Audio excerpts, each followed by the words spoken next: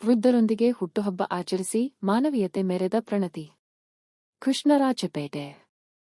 ಶಿವಮೊಗ್ಗ ಜಿಲ್ಲೆಯ ಸಾರಿಗೆರೆ ಎಂಬ ಗ್ರಾಮದ ಶ್ರೀಮತಿ ದಾಕ್ಷಾಯಿಣಿ ಶ್ರೀಯುತ ಪ್ರದೀಪ್ ರವರ ಸುಪುತ್ರಿ ಪ್ರಣತಿ ಅವರು ತಮ್ಮ 2ನೇ ವರ್ಷದ ಹುಟ್ಟುಹಬ್ಬವನ್ನು ಮಾನವೀಯ ಸೇವೆಯ ಸಾಮಾಜಿಕ ಕಳಕಳಿಯಿಂದ ಕೃಷ್ಣರಾಜಪೇಟೆ ತಾಲೂಕಿನ ಸಾದೋಗುನಹಳ್ಳಿಯ ಮಾತೃಭೂಮಿ ವೃದ್ಧಾಶ್ರಮದಲ್ಲಿ ವೃದ್ಧರೊಂದಿಗೆ ಆಚರಿಸಿದರು. ಇದಕ್ಕೂ ಮುನ್ನ ಮನೆಯಲ್ಲಿ ದೇವರಿಗೆ ವಿಶೇಷ ಪೂಜೆ ಸಲ್ಲಿಸಿದರು. ಈ ಸಂದರ್ಭ ವೃದ್ಧಾಶ್ರಮದ ನಿವಾಸಿಗಳಿಗೆ ಊಟದ ವ್ಯವಸ್ಥೆ ಜೊತೆಗೆ ಹಣ್ಣು ಹಂಪಲು ವಿತರಿಸಿದಲ್ಲದೆ ಸಾರ್ವಜನಿಕರಿಗೂ ಹಣ್ಣು ಹಂಪಲು ವಿತರಿಸುವ ಮೂಲಕ ಮಾನವೀಯತೆ ಮೆರೆದರು. ಈ ವೇಳೆ ಮಾತನಾಡಿದ ಪ್ರಣೀತಿಯವರ ತಾಯಿ ದಾಕ್ಷಾಯಿಣಿ ಜೀವನ ಪೂರ್ತಿ ಸಾಕಿ ಸಲಹಿದ ಪೋಷಕರನ್ನು ವಯಸ್ಸಾದ ಮೇಲೆ ಆಶ್ರಮಕ್ಕೆ ಕಳುಹಿಸುವುದು ನಿಜಕ್ಕೂ ದುಃಖದ ಸಂಗತಿ. ಮಕ್ಕಳನ್ನು ಚಿಕ್ಕ ವಯಸ್ಸಿನಿಂದ ದೊಡ್ಡವರಾಗುವವರೆಗೂ ಯಾವುದೇ ಕಷ್ಟವಿಲ್ಲದೆ ಬೆಳೆಸುವ ಪೋಷಕರು ನಮ್ಮ ಜೀವನದ ಅಮೂಲ್ಯ ಆಸ್ತಿ. ಅಂತಹ ಪೋಷಕರನ್ನು ವೃದ್ಧಾಪ್ಯದಲ್ಲಿ ದೂರ ಮಾಡುವುದು ನೋವಿನ ವಿಷಯ. ಪೋಷಕರು ನಮ್ಮ ದೊಡ್ಡ ಸಂಪತ್ತು, ಅವರನ್ನು ಕಳೆದುಕೊಳ್ಳಬಾರದು ಎಂದರು. ಇಲ್ಲಿ ಹುಟ್ಟುಹಬ್ಬವನ್ನು ಆಚರಿಸಿದಾಗ ತಮ್ಮ ಅಜ್ಜಿ ನೆನಪಿಗೆ ಬಂದಿದ್ದಾರೆ. ಯುವಕರು ಶುಭ ಸಂದರ್ಭಗಳಲ್ಲಿ ಹುಟ್ಟುಹಬ್ಬದ ಹೆಸರಿನಲ್ಲಿ ದುಂದುವೆಚ್ಚ ಮಾಡುವ ಬದಲು ವೃದ್ಧರೊಂದಿಗೆ ಆಚರಿಸಿದರೆ ಹುಟ್ಟುಹಬ್ಬದ ಸಂತೋಷ ದ್ವಿಗುಣವಾಗುವುದರ ಜೊತೆಗೆ ಅದಕ್ಕೆ ಅರ್ಥಪೂರ್ಣತೆ ಕೂಡ ಸಿಗುತ್ತದೆ ಎಂದು ಅವರು ಹೇಳಿದರು.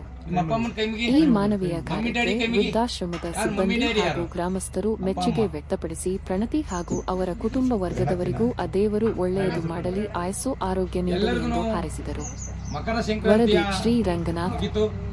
ಹೊಸ ವರ್ಷ ಶುರುವಾಗಿದೆ. ನಮಗೆ ನಮ್ಮ ಮಾತೃಭೂಮಿ ಉಚಿತ ವೃದ್ಧಾಶ್ರಮಕ್ಕೆ ಕಣ್ಣೀರನ್ನು ಬರೆಸುವ ಕಷ್ಟಗಳು ನಮಗೆ ಬೇಕು. ಅವಾಗಲೇ ಕಣ್ಣೀರು ಬರೆಸುವ ಕೈಗಳು ಯಾವುದೆಂದು ನಮಗೆ ಗೊತ್ತಾಗುತ್ತೆ. ಮಾನವ ಜನ್ಮ ದೊಡ್ಡದಲ್ಲ, ಮಾನವೀಯತೆ ದೊಡ್ಡದು, ಧರ್ಮ ದೊಡ್ಡದಲ್ಲ, ದಯೆ ದೊಡ್ಡದು, ಕೈಲಾಸ ದೊಡ್ಡದಲ್ಲ, ಕಾಯಕ ದೊಡ್ಡದು ಎಂಬ ದೇವೋದ್ದೇಶದಿಂದ ಪುಣ್ಯಾತ್ಮರು ಇವತ್ತು ನಮ್ಮ ಮಾತೃಭೂಮಿ ಉಚಿತ ವೃದ್ಧಾಶ್ರಮಕ್ಕೆ ಶಿವಮೊಗ್ಗ ಶ್ರೀಮತಿ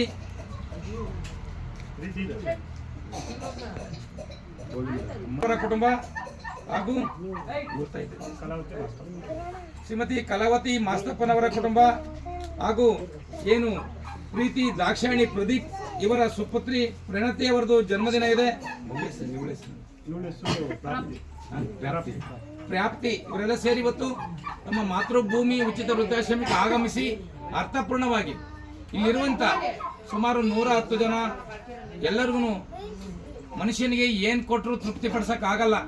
ಹಸಿದಾಗ ಅನ್ನ ಕೊಟ್ರೆ ಮಾತ್ರ ಮನುಷ್ಯ ತೃಪ್ತಿ ಆಗ್ತಾನೆ ಕೆಲಸ. ಇವತ್ತು ಹಸಿದವರಿಗೆ ನೀಡಿದ ಅನ್ನ, ಬಯಸಿದವರಿಗೆ ನೀಡಿದ ದಾನ, ಅವಶ್ಯಕತೆ ಇದ್ದವರಿಗೆ ಮಾಡಿದ ಸಹಾಯವು ಇದೇ ನಮ್ಮ ಸಾವಿನ ನಂತರವೂ ನಮ್ಮನ್ನು ಬದುಕಿಸಬಲ್ಲ ಸಂಜೀವನಂತೆ.